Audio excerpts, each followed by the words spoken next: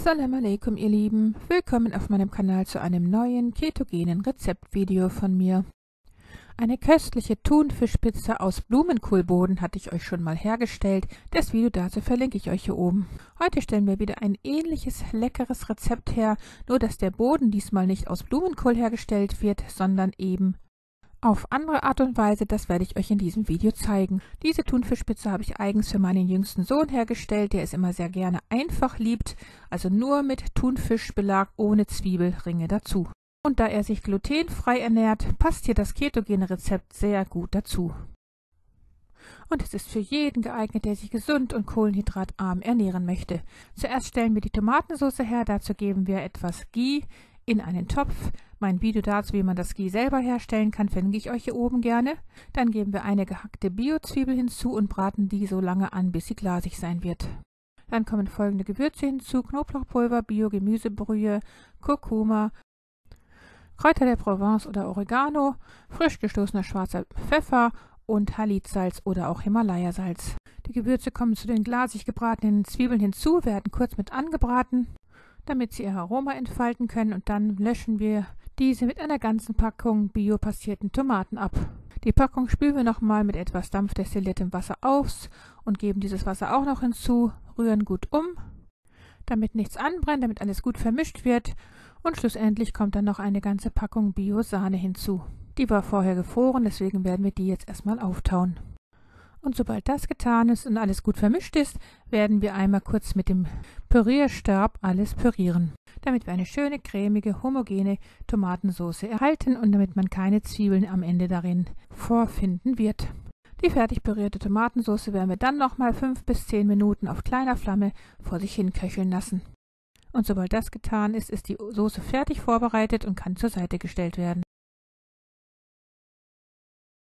Jetzt fangen wir an, den Pizzaboden vorzubereiten, und dazu werden wir ordentlich viel Käse raspeln. Hier habe ich jetzt meinen eigenen selbst hergestellten Käse geraspelt. Das Video dazu, wie man den herstellt, verlinke ich euch hier oben gerne. Zu dem geraspelten Käse kommt dann noch Bio-Parmesankäse hinzu, und dann geben wir ein ganzes Päckchen Bio-Quark dazu, wenn möglich in Vollfettstufe, und als letzte Zutat kommen dann 4 Bio-Eier hinzu. Und dann könnte man natürlich den Boden noch würzen nach Geschmack. 1 Teelöffel Himalaya-Salz habe ich dann noch hier hinzugegeben und 1 Teelöffel Knoblauchpulver. In der Hauptsache besteht der Boden also nur aus Käse, Eiern und Quark, aber der Parmesankäse trägt auch nochmal zum guten Geschmack und zu einer sehr schönen Konsistenz bei. Und jetzt werden einfach alle Zutaten gründlich miteinander vermischt, bis wir eine schöne homogene Masse erreichen. Und sobald das getan ist, werden wir ein großes Backblech mit einer Lage Backpapier auskleiden und dieses mit geschmolzenem Ghee einpinseln, einfach zur Sicherheit, damit man hinterher nach dem Backen die Pizza gut von dem Backpapier lösen kann. Aber sehr wahrscheinlich ist es gar nicht vonnöten. Als nächstes kommt dann die eben hergestellte Eier-Käse-Quark-Mischung auf dieses Backpapier und wird dort gleichmäßig verstrichen. Der Ofen wurde schon vorgeheizt, und sobald wir alles schön glatt und gleichmäßig verstrichen haben, kommt das Blech auf Mittelstufe in den vorgeheizten Ofen und wird dort bei 175 Grad Celsius Ober- und Unterhitze etwa 15 bis 20 Minuten vorgebacken, bis der Boden eine goldbraune Farbe erlangt hat, wie wir das jetzt hier sehen. Und diesen schönen Boden werden wir jetzt mit der Tomatensauce bestreichen. Von der hatte ich zu viel hergestellt. Wir benötigen eigentlich nur die Hälfte von dieser Menge. Das macht aber nichts, denn die andere Hälfte kann man sehr gut einfrieren und für die nächste Pizza verwenden. Sobald der Boden sehr schön mit der Tomatensauce bestrichen wurde, dann kommt der Thunfisch darüber.